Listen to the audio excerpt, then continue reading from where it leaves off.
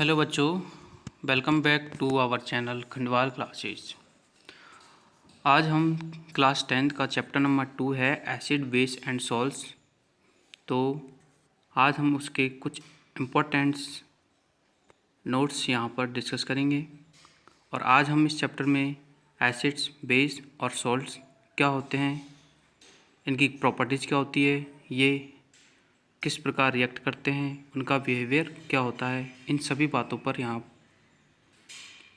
आपको आज बताएंगे। तो बने रहिए हमारे इस वीडियो में लास्ट एंड तक, क्योंकि ये चैप्टर आपके लिए इम्पोर्टेंट है और इस चैप्टर से रिलेटेड जितनी भी आपकी कॉन्सेप्ट है या फिर जितने आपके डाउट्स हैं वो सारे आपके दूर होने वाले हैं। ठीक है, तो बने रहिए। स्टार्ट करते हैं। फर्स्ट पॉइंट, एसिड्स और बेस होते क्या हैं बेसिकली। ठीक है, तो देखो कैसे इनको इंडिकेट करते हैं, मतलब इनका पता कैसे लगाते हैं कि कौन सी एसिड है और कौन बेस है। तो देखो एसिड्स जो होते हैं, ठीक है, मैंने क्या होते हैं, श्योर इन टेस्ट, यानी स्वाद में कैसे होते हैं, श्योर होते हैं। और जबकि बेसेज होते हैं वो बीटर होते हैं टेस्ट में, यानी कि टेस्ट करके भी हम इनका पता लगा सकते हैं कि कोई पर्टिकुलर जो सॉल्यूशन है वो नेचर वाइज एसिडिक है या बेसेज है। ठीक है, यानी कि टेस्ट करके हम पता लगा सकते हैं उनको। दूसरा है लिटमस पेपर, यानी कि लिटमस पेपर की मदद से भी हम इनको चेक कर सकते हैं कि लिटमस पेपर से चेक करने पर देखो अगर कोई सॉल्यूशन है उसको हम लिटमस पेपर से चेक कर रहे हैं सपोज करो, तो ब्लू जो लिटमस है वो रेड में कन्वर्ट हो जाता है। It means the solution is acidic. और अगर हमारा लिटमस पेपर जो है रेड वाला लिटमस पेपर ब्लू में कन्वर्ट हो जाता है तो means solution is basic. Okay, तो इस प्रकार से हम एसिड और बेस को पता लगा सकते हैं। ठीक है, by the test and by the using of litmus paper. Okay, अब जैसे देखो कुछ आपको एसिड दे रखे हैं, जैसे HCl है, ये आपका एसिड है। H2SO4 है जिसको हम सल्फ्यूरिक एसिड बोलते हैं। ठीक है, और नेक्स्ट है आपका HNO3 जिसको हम नाइट्रिक एसिड बोलते हैं। और एक है आपका CH3COOH यानी कि एसिटिक एसिड। ये आपके कुछ एसिड्स हैं। ठीक है, और हम अदर साइड हम देखते हैं तो जो टेस्ट में बेटर होते हैं वो बेसिस होते हैं, एंड जो रेड लिटमस पेपर को ब्लू में कन्वर्ट करते हैं वो क्या होते हैं, बेसिस होते हैं। अब बेसिस के कुछ एग्जांपल देखते हैं। NaOH सोडियम हाइड्रोक्साइड बोलते हैं इसको, KOH पोटेशियम हाइड्रोक्साइड बोलते हैं इसको, CaOH2 इसको कैल्शियम हाइड्रोक्साइड बोलते हैं। ठीक है, अब देखो ध्यान से, यहाँ पर OH आपको दिख रहा है, यानी कि अगर आप यहाँ पर देखो इनमें OH आपको दिख रहा है लास्ट में। ठीक है, और यहाँ पर H है। ठीक है, तो बेसिकली होता क्या है, देखो एसिड्स होते हैं वो H+ आयन देते हैं। ठीक है, आपको यहाँ पर दिख रहा है एसिड्स क्या देते हैं, H+ आयन दिखते हैं। और आपके बेसिस जो होते हैं वो OH- आयन आपको देते हैं। ठीक है, अब हम देखते हैं कुछ नेचुरली एसिड्स के बारे में। तो देखो विनेगर है। ठीक है, विनेगर आप है। दूसरा है ऑरेंज, यानी कि ऑरेंज में क्या होता है, सिट्रिक होता है। ठीक है, तीसरा है लेमन, इसमें भी सिट्रिक होता है एसिड। और टर्मेंड है यानी कि इमली, इसमें टार्टिक एसिड होता है। टमाटो में ऑक्जेलिक एसिड होता है। और मिल्क में आपके लैक्टिक एसिड होता है। एंड आंट और नीटल स्टिंग, यानी जो आंट की स्टिंग होती है, चींटियाँ जो काटती है रेड वाली, ठीक है, उनमें मेथनोइक एसिड होता है। और क्या बोलते हैं, फॉर्मिक एसिड भी होता है। आप यहाँ पर देख सकते हो सोर्सेज ऑफ एसिड, देखो आपको यहाँ पर सब कुछ दिख जाएगा। यह है आपका विनेगर जो कि एसिटिक एसिड होता है। यह आपका सिट्रिक, देखो नींबू में सिट्रिक एसिड होता है। और ये टमाटो है, देखो टमाटो में आपका ऑक्जेलिक एसिड होता है। और फिर बात आते हैं एप्पल, एप्पल में मैलिक एसिड होता है। ठीक है, और फिर बात करते हैं नीचे देखो ग्रेप्स है, ग्रेप्स और टर्मेट इन दोनों में टार्टिक एसिड होता है। और यह है मिल्क, यानी कि इसमें लैक्टिक एसिड होता है, और कर्ड में भी लैक्टिक एसिड ही होता है। और ये आंट है जिसमें फॉर्मिक एसिड होता है। ठीक है, चींटियाँ होती है ना रेड वाली, उनमें फॉर्मिक एसिड पाया जाता है। ठीक है, ये देख लो आप नींबू में जो रस होता है उसमें कौन सा होता है बताओ? उसमें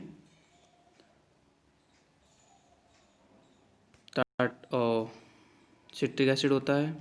और ये देखो सारे आपको दिख जाएंगे सारे एसिड्स, ठीक है। यानी जितने भी खट्टे, या फिर हम बोल सकते हैं जितने भी खट्टे पदार्थ होते हैं उन सब में सिट्रिक एसिड होता है। ऑरेंज है, नींबू है, ठीक है। चलो, ये आपके देखो एप्पल में मैलिक एसिड होता है जिसका फॉर्मूला आप देख सकते हो। और बेस जो इंडिकेटर्स होते हैं इनके हम पहचान सॉल्यूशन में कर सकते हैं। तो देखो, it is a natural indicator. कौन? लिटमस क्या एक नेचुरल इंडिकेटर होता है। It is purple day extract from the lichen, and lichen से निकाला जाता है लिटमस पेपर, ठीक है। और भी अदर एग्जांपल है इंडिकेट के, जैसे रेड कैबेज है, कलर्स ऑफ पीटल्स, है ना। और एक अपना नीचे वाला पॉइंट देखो, oil factory indicators. Oil factory indicators क्या होते हैं ये आपको ध्यान रखना है, मोस्ट इंपॉर्टेंट है। देखो, ऑयल फैक्ट्री जो इंडिकेटर्स होते हैं so order changes in acidic और बेसिक मीडिया, जैसे ऑनियन आने, ठीक है, क्लोव है। ऑनियन मीन्स प्याज और क्लोव मीन्स लौंग, जिसको आप मसालों में यूज करते हो। इंडिकेटर्स को देखो एक ही टेबल में देखते हैं, ध्यान से देखना है, दिस इज द इम्पोर्टेंट।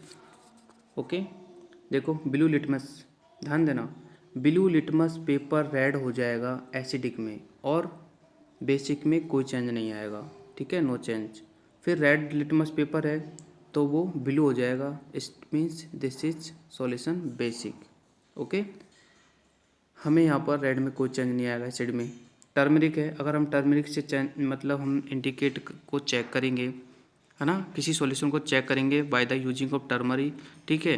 तो अगर टर्मरिक डालने पर सॉल्यूशन में कोई बदलाव नहीं आता है, no change, it means solution acid.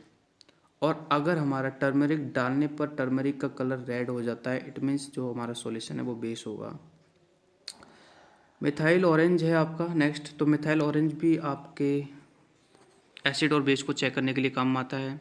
तो ध्यान देना, मिथाइल ऑरेंज को जब हम किसी सॉल्यूशन में डालेंगे तो अगर सॉल्यूशन का कलर क्या हो जाएगा, रेड हो जाएगा, इट मीन्स वो क्या है, एसिडिक है। और सॉल्यूशन का कलर येलो हो जाएगा, इट मीन्स वो क्या है, बेस है, ठीक है। फिर बात करते हैं हम फिनोप्थलीन, ध्यान देना, अगर एसिडिक है सॉल्यूशन तो फिनोप्थलीन को मिलाने पर नो चेंज, यानी कि कलरलेस हो जाएगा, कोई चेंज नहीं आएगा। बट अगर फिनोप्थलीन मिलाने पर जो सॉल्यूशन है पिंक कलर हो जाए, इट मीन्स वो बेस है, ठीक है, यानी कि उसकी नेचर कैसी है, बेसिक है। ओके, अब बात करते हैं हम अपना जो अगला पॉइंट है मोस्ट इम्पॉर्टेंट, जिसमें ज़्यादातर स्टूडेंट कंफ्यूज होते हैं पॉइंट, ठीक है। तो वो वाला पॉइंट है आपका डिलीट एसिड और कंसनट्रेटेड एसिड, ठीक है। तो देखो, डिलीट सॉल्यूशन और कंसनट्रेटेड सॉल्यूशन होता क्या है, पहले तो सॉल्यूशन के बारे में बात करते हैं। एसिड तो नॉर्मली हो जाएगा, तो यानी कि ध्यान से देखना, contains only small item of the acid and large amount of the water, यानी कि जिसमें पानी की क्वांटिटी ज़्यादा होगी और एसिड की क्वांटिटी कम होगी, this is called delete acid. और फिर बात करते हैं हम कंसनट्रेटेड एसिड, तो जिसमें एसिड की क्वांटिटी क्या होगी, लार्ज होगी। उल्टा है जस्ट, यहाँ पर एसिड की क्वांटिटी कम थी, यहाँ पर लार्ज है, यानी कि एसिड ज़्यादा मात्रा में होगा और पानी कम होगा। तो ऐसे सॉल्यूशन को हम बोलेंगे कंसनट्रेटेड सॉल्यूशन या फिर कंसनट्रेटेड एसिड। ओके, तो ये डिलाइट और कंसनट्रेशन का आपका जो दिमाग में टॉपिक चल रहा है ये बिल्कुल क्लियर होना चाहिए। यहाँ पर कंसनट्रेटेड में क्या होगा, जिस पर्टिकुलर सॉल्यूशन के बारे में बात कर रहे हैं उसकी क्वांटिटी ज़्यादा होगी और पानी की क्वांटिटी कम होगी कंसनट्रेटेड में, ठीक है। और पानी की क्वांटिटी किस में ज़्यादा होगी, डिलाइट में। Okay, I think now clear your doubt. Next हम देखते हैं chemical properties of acid and bases. Acid और बेसिज की केमिकल प्रॉपर्टीज क्या होती है, ठीक है। तो ध्यान देना, अभी हम बात कर रहे हैं सिर्फ मेटल्स के बारे में। तो मेटल्स के बारे में बात करते हैं तो देखो कि जितने भी एसिड्स होते हैं ना वो मेटल के साथ में रिएक्ट करके क्या देते हैं, सॉल्ट और हाइड्रोजन देते हैं, ठीक है। अब आप पूछोगे सर ये सॉल्ट क्या है, तो देखो यहाँ पर सॉल्ट कुछ भी हो सकता है, क्योंकि मेटल भी आपका कुछ भी हो सकता है। तो जो मेटल लोगे उसमें जो सॉल्ट होगा वो सॉल्ट होगा, ठीक है। और फाइनली आपको हाइड्रोजन यहाँ पर मिलेगा लास्ट में, ठीक है। हाइड्रोजन गैस है यानी कि H2 गैस यहाँ पर क्या होगी, रिलीज हो गई, ठीक है। ये बात आ गई। अब देखो जैसे हमने एक्टिविटी हमारे वो उसमें दे रखा था, उसमें हम देख सकते हैं। आप इसको हम समझ सकते हैं, देखो कुछ एग्जांपल से, जैसे एसिड, तो देखो हमने ले लिया एसिड HCl, हाइड्रोक्लोरिक एसिड ले लिया, और फिर मेटल की बात आती है तो मेटल ले लिया हमने जिंक। इन दोनों को जब हमने रिएक्ट कराया तो ध्यान देना इसमें क्या हुआ कि जो जिंक है, जिंक तो रिप्लेस कर गया इधर, है ना। यानी जिंक जो है Cl के साथ में मिलके क्या बना लिया, जिंक क्लोराइड बना लिया। और 2H, ये वाला 2H था वो ये वाला यहाँ रहा, यानी कि 2H इधर आके हाइड्रोजन गैस बन गया। तो कहने का मतलब HCl को जिंक के साथ में रिएक्ट कराया हमने, तो ZnCl2 यानी कि जिंक क्लोराइड और प्लस में H2 मिल गया हमें, ठीक है। तो ये सभी देखो, ये सभी जो देख रहे हैं आपको, ये क्या एसिड्स हैं, और ये जिंक तो आपको पता ही है क्या है, मेटल है।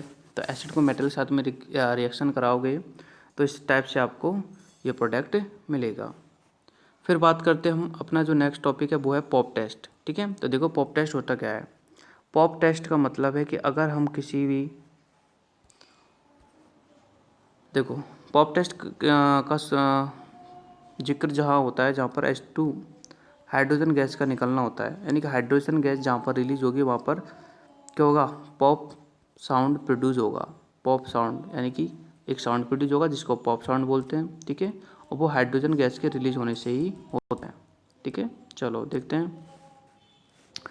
वैन ए बर्नर, देखो burning candle is what near a test tube containing hydrogen gas, it burns with a pop sound. This test is conduct for the examining for the presence of hydrogen, ठीक है। यानी कि burning candle को हम जब लाते हैं तो वो एक पॉप साउंड के साथ में प्रोड्यूस होती है। पॉप साउंड यहाँ पर हाइड्रोजन के लिए यूज हो रहा है, ठीक है। नीचे आप एक क्वेश्चन देख रहे हो जिसमें बेस प्लस में मेटल, यानी कि मेटल की बेस के साथ में रिएक्शन दिखाई गई है, ठीक है। अरे पीयू चुप रे। ये आपका बेस है, बेस की हम मेटल साथ में रिएक्शन करेंगे तो देखो क्या होगा, वही होगा, यानी कि एसिड हो चाहे बेस हो, मेटल के साथ में रिएक्ट कराने पर हमें सॉल्ट प्लस हाइड्रोजन ही मिलता है। जैसे NOH हमने एक बेस ले लिया जिसको हम सोडियम हाइड्रोक्साइड कहते हैं, ठीक है। सोडियम हाइड्रोक्साइड की हमने जिंक के साथ में रिएक्शन कराई है तो हमें क्या मिला है, हमें मिला है सोडियम जिंकेट, और साथ में हमें यहाँ पर देखो H2 गैस रिलीज भी हो रही है, ठीक है। चलो the acid with metals carbonate and the metal bicarbonate,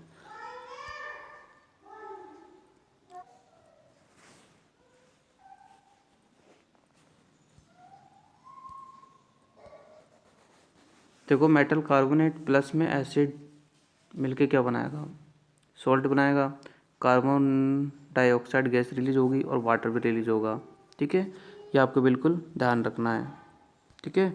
अब जैसे बात करते हैं मेटल कार्बोनेट क्या है, यहाँ पर हमने ले लिया NO2CO3, और यहाँ पर एसिड की जगह हमने ले लिया HCl, ठीक है। ये दोनों मिलके देखो क्या हो जाएगा कि NaCl2 और H2 रिलीज हो रहा है और CO2 भी यहाँ पर रिलीज हो रहा है, ठीक है। फिर बात करते हैं हम बायोकार्बोनेट की, तो देखो हमने फिर से हमने NaSO3 यानी कि सोडियम बाइकार्बोनेट ले लिया, HCl के साथ में रिएक्ट कराया तो हमें NaCl यानी कि सॉल्ट मिल रहा है, प्लस में CO2 मिल रहा है, प्लस में क्या मिल रहा है, वाटर यहाँ पर मिल रहा है, ठीक है। फिर हम इसी को बात करते हैं लाइम वाटर के साथ में अगर हम ये रिएक्शन करते हैं, ठीक है, तो हमें क्या मिलता है, देखो लाइम वाटर को हमने CO2 के साथ में रिएक्शन कराया है तो हमें वाइट प्रेसिपिटेट मिलता है, ठीक है। अब हम नेक्स्ट बात करते हैं न्यूट्रलाइजेशन रिएक्शन पे, ठीक है। तो देखो एसिड प्लस बेस, यानी कि एसिड और बेस मिलके क्या बनाते हैं, न्यूट्रलाइजेशन रिएक्शन को बनाते हैं। यानी कि अगर हम किसी बेस में एसिड को मिला देते हैं, this is called neutralization. In neutralization reaction देखो बेस प्लस एसिड मिलके हमें सॉल्ट और वाटर देते हैं। जैसे NOH आपका ले लिया हमने बेस, ठीक है, और उसके साथ में HCl हमने क्या ले लिया, एसिड ले लिया। तो Na जो है आपका, देखो Na जो है वो तो Cl के साथ में मिल गया, और OH है और ये H है, तो OH और H मिलके H2O बन गया और NaCl के साथ में बन के NaCl बन गया। तो कहने का मतलब बेस प्लस में acid equal to salt equal to water. तो इस प्रकार से आपका ये कंप्लीट हो गया। ठीक है, न्यूट्रलाइजेशन रिएक्शन कहाँ होती है? देखो, neutralization reaction take place when the effect of the basic is nulled by an acid. यानी कि न्यूट्रलाइजेशन का मतलब है कि एसिड बेस को क्या कर देगा, बिल्कुल कैंसिल आउट कर देगा। सपोज करो -2 है, +2 में से -2 करेंगे हम तो क्या बचेगा, 0 बचेगा। सेम इसी प्रकार बेस और मेटल और क्या बोलते हैं एसिड्स मिलकर न्यूट्रलाइजेशन रिएक्शंस को बनाते हैं। ठीक है, चलो अब बात करते हैं reactions of the metal oxide with acid. यानी मेटल ऑक्साइड की एसिड के साथ में क्या रिएक्शन होती है। तो देखो, हमने एक मेटल ऑक्साइड ले लिया है जिसको हमने नाम दिया है कॉपर ऑक्साइड, यानी कि Cu क्या है, कॉपर क्या है, एक मेटल है और कॉपर के साथ में ऑक्सीजन है, तो मतलब कॉपर ऑक्साइड है। कॉपर ऑक्साइड को जब हम किसी भी मतलब मेटेलिक ऑक्साइड को, अब यहाँ पर हम कॉपर ले रहे हैं तो कॉपर ऑक्साइड को HCl के साथ में रिएक्ट कराओगे तो ये बन जाएगा आपका, देखो Cu जो है आपका Cl के साथ में रिएक्ट हो जाएगा यानी CuCl2 और आपका H2 यानी कि वाटर रिलीज हो जाएगा। ठीक है, तो कहने का मतलब आपको इतना ध्यान रखना है कि जब किसी मेटल ऑक्साइड को एसिड के साथ में रिएक्शन कराएंगे तो हमें कुछ सॉल्ट मिलेगा, वाटर मिलेगा। अब सॉल्ट क्या मिलेगा, वो उस मेटल ऑक्साइड से रिलेट जो होगा वही सॉल्ट होगा। ठीक है, चलो आगे देखो, आगे हम बात करते हैं reaction of the non metallic oxide with the base. अब ये मेटल ऑक्साइड था, Cu क्या मेटल है इसलिए मेटल ऑक्साइड था। अब हम देखते हैं नॉन मेटेलिक ऑक्साइड, तो बात करते हैं हम कैल्शियम की। कैल्शियम नॉन मेटल है और calcium oxide non metallic oxide है। इसको अगर हम रिएक्ट कराएंगे किसके साथ में, CO2 के साथ में। CO2 भी क्या है, एक तरह से बेस है। ठीक है, तो आपका मिलेगा CaCO3 और आपका यहाँ पर भी वाटर रिलीज होगा। ठीक है, तो मेटल के साथ में एसिड और बेस को जब हमने किया था, ठीक है, तो हमें सॉल्ट प्लस क्या मिल रहा था, वाटर मिल रहा था, और नॉन मेटल के साथ में किया तो भी हमें सॉल्ट प्लस वाटर मिल रहा है। ठीक है, तो इस प्रकार से हम ये आगे देखो acid and bases in A water solution, कि एसिड और बेस दोनों ही वाटर के सॉल्यूशन में क्या रिएक्शन करते हैं। तो देखो, हमने एसिड ले लिया HCl, उसको वाटर के साथ में रिएक्ट कराया तो H3O प्लस और Cl-। ठीक है, यानी कि H3O प्लस यानी कि हाइड्रोनीमियम आयन बोलते हैं इसको। ठीक है, तो ये हमें मिला है। तो H plus ion can not exist alone, ध्यान देना, हाइड्रोजन का जो प्लस वाला आयन होता है H प्लस आयन वो एलोन नहीं रहता है, इट एक्सिस्ट एच H इक्वा और H3O यानी कि हाइड्रोनियम आयन। ठीक है, और बेस देखो, अब ये तो हो गया एसिड्स के बारे में। बेस के बारे में अगर हम देखते हैं तो देखो, base provide OH ions in the presence of water, यानी कि बेस जो है OH आयन को प्रोवाइड करवाते हैं। ये मैंने अभी पहले बताया आपको, जैसे NaOH, इसको पानी के साथ में रिएक्ट कराया तो आपको मिलेगा Na और OH आयन, अलग अलग कर देता है। कि OH है, पोटेशियम हाइड्रोक्साइड है। ठीक है, तो आप इसको पानी के साथ में रिएक्ट कराओगे तो पोटेशियम प्लस में हाइड्रोजन, वो क्या बोलते हैं हाइड्रोक्साइड यानी कि OH आयन आपको मिलेगा। ठीक है, चलो ऐसे आप मैग्नीशियम का देख लेना। अब फिर बात करते हैं एल्किल्स। एल्किल्स क्या होते हैं तो ध्यान से देखना, this is the important topic for you.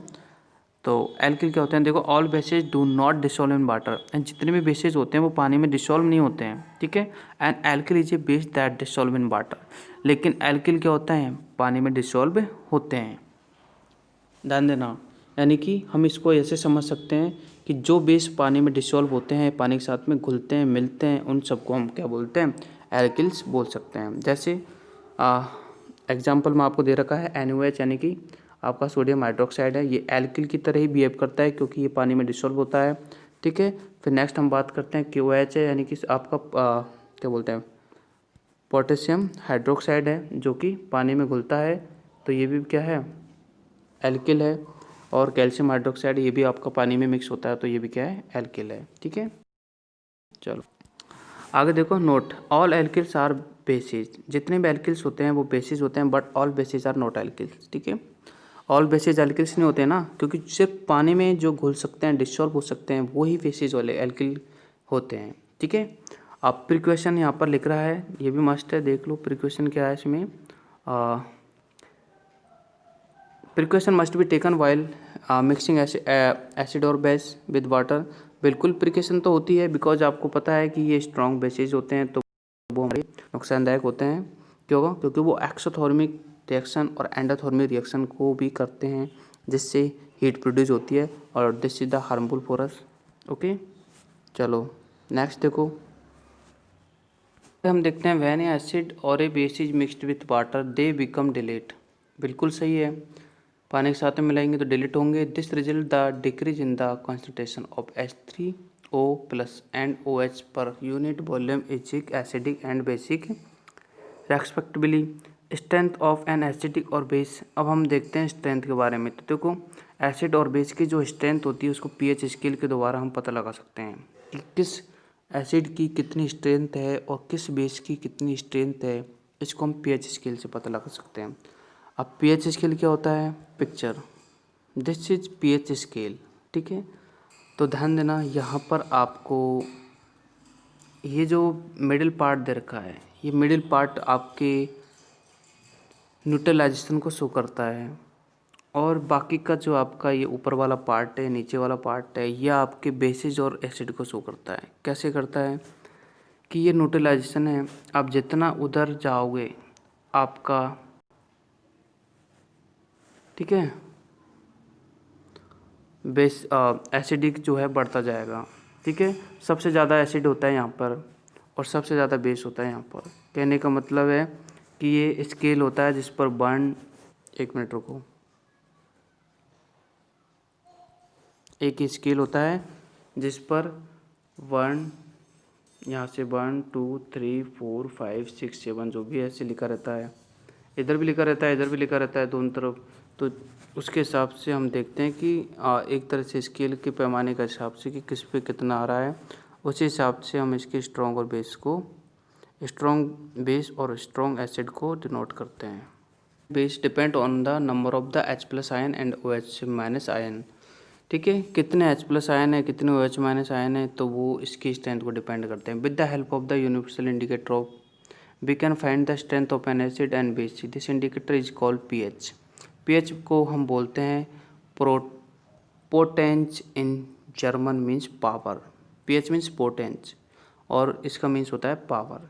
This scale measure from 0 यानी कि वेरी एसिडिक टू 14 वेरी एल्केनिक, ठीक है। यानी कि 0 से लेकर 14 तक इसमें नंबर होते हैं। 7 जो होता है न्यूट्रल होता है। pH scale is a paper which is used for measure pH, ठीक है। वेरिएशन ऑफ देखो pH, अब देखो ये टेबल आपको दे रखी है, ध्यान देना। पहला आपका pH वैल्यू, ये pH वैल्यू है, एक मिनट रुको, और ये कलर ऑफ pH पेपर है, और नेचर ऑफ सॉल्यूशन है, और H+ आयन OH- आयन, ठीक है। तो ध्यान देना, जैसे 0 है आपका तो आपका कलर आएगा डार्क रेड, जो अभी मैंने आपको दिखाया था pH स्केल, उसमें डार्क रेड पे 0 आएगा। इट मीन्स नेचर कैसा है उसका, हाईली एसिडिक, और H+ आयन वेरी हाई होंगे और OH- आयन वेरी लो होंगे, ठीक है। जहाँ पर H+ आयन हाई होंगे वहाँ ऑलरेडी OH क्या हो जाएंगे, लो हो जाएंगे। दूसरा है ऑरेंज और येलो कलर जो आपको दिख रहा था, ठीक है, वो यहाँ पर pH वैल्यू 4 को शो करता है, और एसिडिक होता है नेचर उसका, एसिडिक होता है तो H+ आयन ज़्यादा होगा, ये तो कम ही होगा, ठीक है। क्योंकि OH- आयन कब ज़्यादा होगा, जब एल्केनिक आएगा, जब देखो जैसे अगला ग्रीन है, 7 पे ग्रीन कलर होगा, क्यों? क्योंकि न्यूट्रल को शो करता है। और यहाँ पर दोनों ही इक्वल होंगे, देखो इक्वल इक्वल, ठीक है, 7 बिल्कुल इक्वल होगा 1 से। और नेक्स्ट है ब्लूइश ग्रीन, वो आपके एल्केनिक को शो करेगा, लो होगा क्या, क्योंकि ये पार्ट लो हो जाएगा, जब बेस को शो करेगा तो एसिडिक लो हो जाएगा, ये हाई हो जाएगा, ठीक है। फिर बात आती है कि डार्क ब्लू, डार्क ब्लू को मतलब बहुत ही ज़्यादा एसिडिक, और ये बहुत ही ज़्यादा लो, ठीक है। चलो अब बात कर लेते हैं आपके strong acid gives rise to H+ ions. ध्यान देना, स्ट्रॉन्ग और कुछ उनके बारे में बात कर लेते हैं। स्ट्रॉन्ग एसिड क्या होते हैं, यानी कि ऐसे एसिड्स जो कि जिनका pH स्केल पर वैल्यूज सबसे ज़्यादा होती है वो स्ट्रॉन्ग एसिड्स कहलाते हैं। ठीक है, और कौन कौन से होते हैं वो आपको यहाँ पर दिखाया गया है। पहला HCl, दूसरा HNO3, तीसरा H2SO4, चौथा HBr, पांचवा है HI यानी कि हाइड्रोक्लोरिक एसिड, छठा HClO4, सातवां है HClO3 यानी कि क्लोरिक एसिड।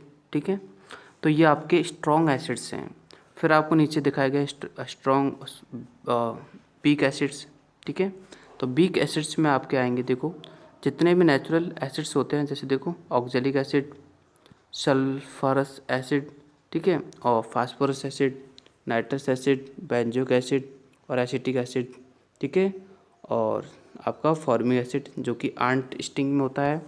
ठीक है, तो ये आपके स्ट्रॉन्ग और वीक एसिड्स के बारे में कंप्लीट होता है यहाँ पे।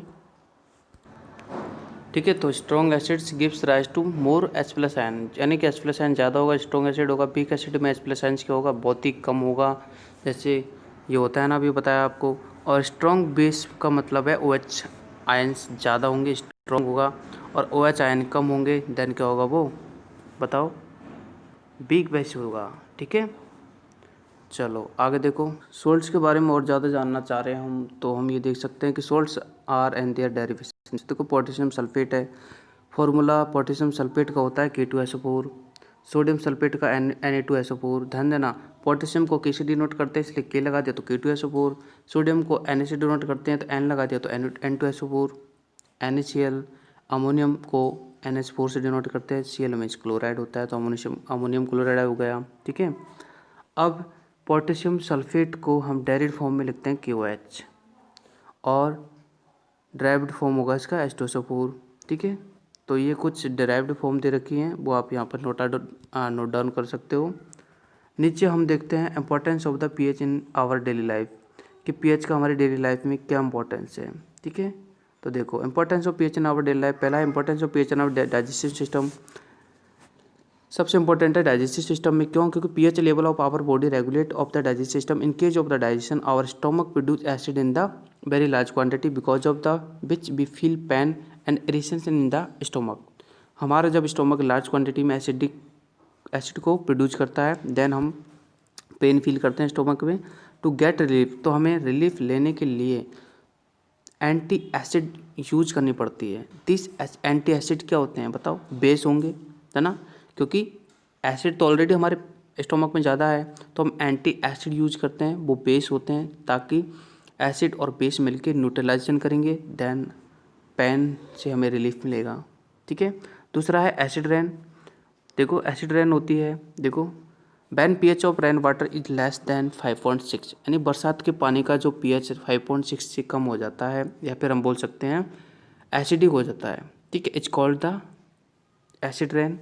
When this acid rain flow into the river these also get acidic which cause threat of the survival of aquatic life. ध्यान देना, पानी का pH जो होता है वाटर का 7 होता है, लेकिन जब 5.6 से कम हो जाता है, ठीक है, तो वो एसिडिक में आ जाता है। और एसिडिक पानी की प्रकृति एसिडिक होना, या पानी का नेचर एसिडिक होना एक्वाटिक लाइफ के लिए हार्मफुल होता है, यानी कि पानी में जो जीव रहते हैं उनके लिए हार्मफुल होता है। नेक्स्ट है pH ऑफ द सॉइल। देखो plants require specific range of pH for the their healthy growth, बिल्कुल सही है। If pH of soil are any particular pH is less than या more than of the normal, then the farmers add substituted fertile to it. Suppose करो आपकी मिट्टी acidic है, तो हमें उसको बेसिक में कन्वर्ट करना पड़ेगा, या बेसिक है तो उसको हम एसिड में कन्वर्ट करना पड़ेगा। तो इसी प्रकार से फर्टिलाइज़र वो फार्मर उसी हिसाब से यूज करता है। ठीक है, our body functions between the range of the 7.0 to 7.8 living organism can survive only in the narrow range of the pH change. हम एक नैरो रेंज में ही सर्वाइव कर सकते हैं। आगे देखो tooth decay and pH। Bacteria present in mouth produce acid by degradation of sugar and food particles remaining in the mouth using toothbrush, which is generally basic and neutralize the excess acid prevent tooth decay। यानी कि हम जो tooth paste use करते हैं दांतों को साफ करने के लिए, तो हमारे दांतों में क्या होता है कि जो माइक्रो ऑर्गेनिज्म जो होते हैं वो एसिडिक होते हैं, तो हम टूथपेस्ट यानी कि बेस का यूज करते हैं ताकि न्यूट्रलाइजेशन हो जाए, ताकि वो बाहर निकल जाए। ठीक है, अगर देखो bee sting of the nettle sting contents methanoic and the formic acid. ठीक है, चींटी के काटने से जो हमें जो पेन होता है या फिर हम जो हमारी स्किन पर जो निशान होता है, ठीक है, that is also a formic acid. और इसको रिलीफ पाने के लिए हम क्या करते हैं, क्योंकि एसिड है, एसिड के ऊपर अगर बेस लगाएंगे तो न्यूट्रलाइजेशन होगा, देन रिलीफ मिलेगा। इसलिए हम बेकिंग सोडा का यूज करते हैं ताकि हमें तुरंत उससे रिलीफ मिल जाए, तुरंत न्यूट्रलाइजेशन हो जाएगा, देन रिलीफ मिल जाएगा। सॉल्ट्स के बारे में तो देखो, एसिड, स्ट्रॉन्ग एसिड और स्ट्रॉन्ग बेस मिलके न्यूट्रल सॉल्ट्स बनाते हैं जिनका pH 7 होता है, जैसे NaCl और CaSO4। एसिडिक सॉल्ट्स क्या होंगे, स्ट्रॉन्ग एसिड और weak acid, sorry strong acid और वीक बेस मिलके क्या बनाएंगे, एसिडिक सॉल्ट्स बनाएंगे। इनका भी pH स्केल 7 होता है, बेसिक सॉल्ट्स, स्ट्रॉन्ग बेस और वीक एसिड। ठीक है, तो देख लो आप CH3 Ca3CO Na। Chemicals from common salts, देखो सोडियम क्लोराइड आपको पता है कॉमन सॉल्ट होता है जिसको हम फूड में खाने के रूप में यूज लेते हैं, नमक वो ही होता है। It is direct from the sea water, जो कि समुद्र के पानी से अलग किया जाता है। Rock salt is the brown coloured large crystal होता है rock salt. This is mined like कोयल। ठीक है, इसको माइन किया जाता है, जैसे कोयले को निकाला जाता है, इसलिए रॉक सॉल्ट को वैसे निकाला जाता है। Common salt is an important raw material for many materials of daily uses such. देखो सोडियम हाइड्रोक्साइड है, वॉशिंग सोडा है, ब्लीचिंग पाउडर है, इसमें कॉमन सॉल्ट होता है। सोडियम हाइड्रोक्साइड के बारे में देखते हैं, तो देखो प्रिपरेशन कैसे करते हैं इसका। Sodium hydroxide means NaOH prepared by the method called chloro alkali, called chloro alkali because we get chlorine and the basis in this. तो देखो आप देख सकते हो NaCl का कहाँ का यूज होता है, कैथोड एनोड पे दे रखा है, इसमें NaOH भी दे रखा है। ठीक है, नेक्स्ट हम बात करते हैं ब्लीचिंग पाउडर है, बेकिंग सोडा है। देखो कैसे प्रिपरेशन करते हैं, फॉर्मूले सारे आपको यहाँ पे मिल जाएंगे। ऑन हीटिंग, तो यहाँ पे आप यहाँ से नोट डाउन कर सकते हो। ठीक है, ये लो, इस प्रकार आप यहाँ से देखो जिप्सम है also contain of crystallization formula of gypsum. देखो CaSO4 2H2 होता है। On heating gypsum at 373 kelvin it becomes, देखो ये जो आपको दे रखा है CaSO4 1/2H2 इज द, इसको बोलते हैं प्लास्टर ऑफ पेरिस। ठीक है, यानी कि प्लास्टर ऑफ पेरिस जो कि हड्डियों के टूटने पर ऊपर जो वो किया जाता है ना प्लास्टर, उसको बोलते हैं प्लास्टर ऑफ पेरिस, POP। ठीक है, फ्रैक्चर बोन्स यानी कि आपकी हड्डियाँ फ्रैक्चर हो जाती है तो उन पर लगा जाता है plaster of Paris. When plaster of Paris is mixed with the water is change to gypsum. Plaster of Paris को वाटर से मिक्स किया जाता है तो ये जिप्सम में कन्वर्ट हो जाता है। ठीक है, तो इस प्रकार से आपका ये चैप्टर यहाँ पर कंप्लीट होता है। और तो इस वीडियो के माध्यम से आप इसके नोट्स भी अपने सेल्फ तरीके से तैयार कर सकते हो। इसमें आपके पूरे चैप्टर के कंप्लीट जो यूजेबल एंड जो इम्पोर्टेंट नोट्स हैं वो आपको बताए गए हैं। तो होप आपको ये वीडियो पसंद आई होगी। If you like the video then comment on comment box. Thank you for watching this video.